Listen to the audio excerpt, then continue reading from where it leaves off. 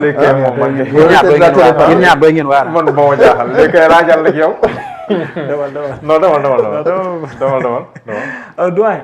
waaw fi may njëkk yow mooy ban lecture moom ngay def réellement parce que bu ñu waxee sport wax sanction wax Afrique ci ni mu bindoo ak parfois ces questions d'injustice yi ñu jàpp ne dañ koy faral di subir ban lecture littéraire nga ñu ci mën a defal de manière générale. Dans ta question, il y a à boire et à manger. Choisissez. Il y a eu un avant-CAN, il y a eu la CAN et il y a eu l'après-CAN. Dans l'avant-CAN, c'est un pays qui s'appelle le Maroc, Ouais. qui avait un cahier de charge mentale et qui a réfléchi sur 3 points qu'il fallait atteindre. Le premier point, c'est de faire rayonner le royaume d'abord. C'était une occasion. Le deuxième point, c'était déjà de vendre la destination Maroc. Mais le troisième point, et c'est ça qui a amené tous les problèmes du monde, c'est un pays qui veut organiser une Coupe du Monde et la gagner. Ñu dawal ko ci biir réew mi ba fu nekk naar yi football intéressé woon yëpp mu intéressé leen parce que quelque part ça montrait juste encore une fois ce que le Sénégal a compris avec les interventions de la dame qui est ministre du sport, le premier ministre, le président de la République, etc. ak seen tëbëg seen jubilation. Que le sport n'est plus seulement un secteur d'activité, que c'est réellement un lieu et un bel alibi pour faire rayonner un pays, mais c'est un enjeu national. D'accord. moo indi tey jii la France déjà qui s'intéresse au Sénégal parce qu'il y a un rendez-vous qui les attend avec nous. au mois de juin. Pour dire simplement que ni yooyu yëpp bu dajalee problème daf ciy am parce que chauvinisme ak passion folle daf ciy am passion folle yooyu moo indi yoo xam ne mënoon na ñàkk mais lecture bi ñu ci mën def aussi moo di il y a eu des responsables qui n'ont pas joué leur vrai rôle et qui ont presque dañu jéng.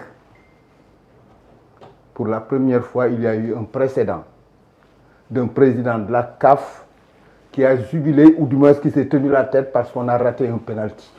Tout le monde entier l'a vu. Président FIFA. Waaw. Gianni Infantino. ku jëf feeñ moo indi effectivement tey jii conséquences yi fi am yëpp. Il y a eu des présidents avant lui.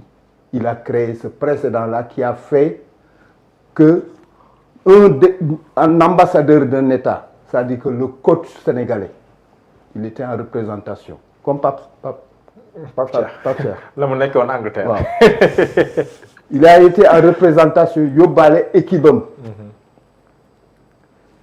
Dans son intention, en recevant le drapeau national des mains du chef de l'État, en descendant à Tanger, leur intention ou son intention n'ont jamais été de faire de sorte que ñu ŋànkuñu ak di wax Sénégal bay di wax dañu gagné coupe ñu war ko nanguwaat di ci discuter.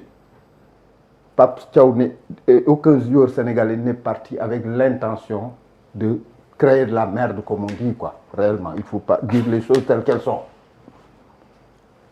Pape Thiaw n'avait même pas à la limite à demander pardon. Xam nga pourquoi? lu tax. Il n'a eu qu'une réaction humaine. Nit dong la. Quand on enlève son truc de coach nit la yore ay gune war leen aar war a nekk seen sàmm bu gisee dans les tribunes mu am ay boucan ak yu mel noonu ak yooyu c'est un réflexe tellement normal de conservation que de dire aux gosses allez rejoindre waxu leen ba lay génn leen stade bi allez rejoindre les vestiaires. Il protège ñi nga xam ne moo leen yore moo leen yóbbu kooku kenn mënu ci c'est-à-dire que fi nekk man dama gisul lu tax ñu bëgg ci def un plat. Le fond du problème moo di on doit même remercier Pape Thiaw d'avoir par inadvertance, c'est-à-dire de façon involontaire, mis un coup de pied dans la fourmilière pour montrer quelque part que ni la CAF est remplie de failles et ceux qui la gouvernent sont remplis de faiblesses aussi. Yi occasion la waa ji à la limite je ne dirais pas que fu nekk il a raté l'occasion de ne pas écrire ou de se taire mais déjà il s'enfonce dans le ridicule tey ji am na nu mu doon demee. Quand il parle, tu as l'impression que le film n'est c'est pas le président d'une confédération, c'est le gendarme d'une confédération. c'est moo tax sànq may laajte mais ñaata pays lay waxal il y a 54 Afrique yoo xam ni c'est tout le monde qui n'est pas d'accord avec lui il doit à la limite tey jii puisque c'est l'occasion qui crée le larron pour ne pas dire toute chose est moteur de quelque chose comme dit Sartre lu yëngu rek am na lu ko yëngal moom si boppam war a toogaat xool introspection boppam parce que fi mu nekk déjà Infantino war na ko moo ko gën a intelligent Infantino effectivement wane na ko moo parce que il a su lui faire la part des choses et prendre les hauteurs et les reculs nécessaires par rapport à lépp lu ñu ko doon dugal pour ay magouilles ou quelque chose comme ça pour montrer carrément que ni il y a une dafa am ligne rouge entre ñoom ñaar waaw pour dire simplement que ni réellement musul dégg wolof nag non wolof doomu dar lay wax parce que mais wolof maîtrisé je ne le fais pas exprès je ne m'appelle pas Biram Diémé Elie Charles Moreau la tudd pour ceux qui savent décrypter ce n'est pas que du sang noir pour ne pas dire bokk na sax sang bleu d'accord waaw pour revenir à le xam Pape Cheikh daf may perturber waaw pour dire simplement que ni je crois que c'est une occasion pour qu'au niveau de la CAF, il convoque pour qu'on fasse le tour complet du propriétaire. Puisque tu as dit, on a carrément qu'il y a des failles. Nous menons le top. Et à la limite, ce que je dis aussi de beaucoup de secteurs d'activité gouvernementale, il faut que les gens, quand ils décident de prendre des décisions pour Bira, qu'ils demandent à Bira à quelle sauce ils souhaiteraient qu'on le mange. C'est-à-dire qu'il y ait des consensus, des discussions même qui soient essentielles, des concertations qui soient consensuelles. C'est-à-dire que nous sommes d'accord pour nous savoir que nous avons des limites, etc. Mais au bureau, j'ai décidé, machin chouette.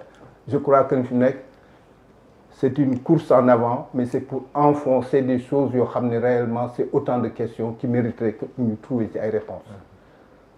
Puisque j'ai dit qu'il y a à boire et à manger.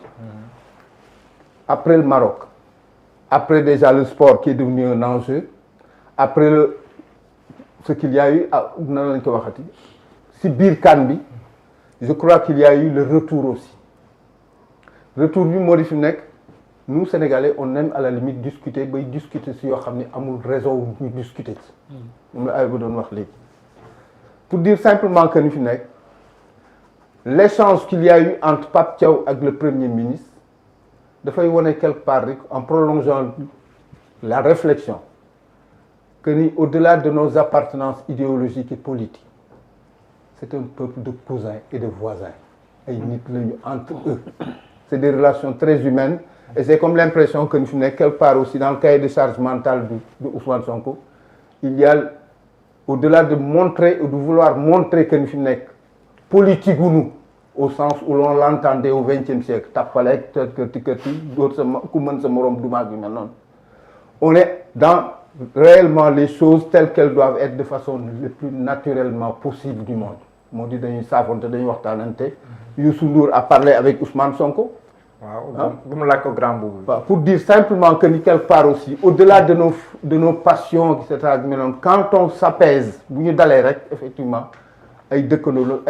parce que beau gusto ku nek bok na wala quand lu gisee accolade entre le président et le premier ministre au palais tay sa premier ministre netali na bëggul won dem parce que mon ni mi sétane match dafa metti mais après la première mi-temps c'est la dem parce que amna yaakar ak li stop le plus beau geste les gens ne l'ont pas commenté muy ban le plus beau geste c'est déjà la première dame qui rassemble le premier ministre et le président de la République ñu mel ay gune pour dire simplement que quelque part aussi il y a elle a donné un message très fort.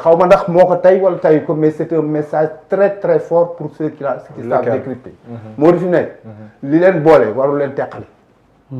Pour dire simplement que c'était la lecture qu'il fallait faire, mais les gens ne l'ont pas commenté.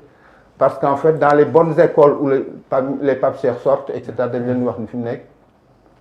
c'est pas le chien qui a mordu l'enfant qui est la question. C'est l'enfant qui a mordu le chien, c'est ça qui est l'information. Effectivement, les gars, ils disent que nous sommes top, nous sommes alors que fi nekk il y a des symboles et des signes très tels qui permettent de comprendre beaucoup de choses effectivement. Je crois que nag fi nekk on ne doit plus à la limite se laisser divertir pour une raison très simple. Gis nga bu doon 2 millions de dollars les Sénégalais sont prêts à payer ça. On a sanctionné Pape Thiaw et la réaction presque épidermique des Sénégalais a consisté à dire on ouvre une cagnotte pour régler cette question-là yow Pape Thiaw sa yoon nekk ci. Pour dire simplement que les Sénégalais ont compris que comme ni ko Senghor doon waxee au XXe siècle, c'est par la culture que j'ai vu dans ce pays-là, c'est par le sport effectivement que ce grand petit pays charismatique qu'est le Sénégal peut rayonner de par le monde. Tey jii am na loo xam ne mënoon nañu ko permettre. Le Maroc aurait pu ne pas aller en finale ñu daan ni on va créer un précédent qui va consister à Pape Thiaw jël 11 ba pare 11 bi nekk ci banc bi dugg nekk l'équipe adverse. Et on risquerait de faire plaisir et d'impressionner le monde entier parce que quand même nous avons un banc 10 000 fois plus riche que ceux-là qui sont dans le terrain. Pour dire simplement que ni li fi nekk moo di ñaanal xale yi. Yàlla musal leen ci làmmiñ cat ak bët comme les Wolof disent quand ils semblent intelligents ou quand ils réfléchissent quoi. Pour dire simplement que ni c'est ça d'ailleurs qui a fait que France, alors qu'il y a encore 160 jours à nous attendre venir, effectivement, ñu commencé mel na fi nekk dañu nekk réchauffement ak match bu dooragul. mais nag xam nga 31 mai 2002 c'est encore frais. waaw mais parce que nag fi mu nekk. c'est le Sénégal qui est comme ça. Le fond du problème moo di nous avons deux équipes nationales qu'on a amenées au Maroc. Et c'était tellement vrai que le Maroc savait que ni fi nekk bu waree final boobu Sénégal. deux équipes nationales maanaam baa bi ni mu diisee. 11-11. mënoon nañu final. ñu créer un précédent dans le monde. et qui ferait plaisir aux gens. Non, c'est la réalité. tellement que équipe bi dafa diis quoi nga bëgg a wax. moo xam ne machallah réellement on aurait pu créer un précédent qui ferait que ni ñaari équipe bu Sénégal ñooy final. Et ça risquait de faire rayonner le Sénégal pour ne pas dire d'impressionner le monde positivement nag. Parce que tey jii booy am na ay booy yoo xam dugguñu mais ñooñu fi nekk effectivement mënoon nga seppi les stars comme on dit dugal leen.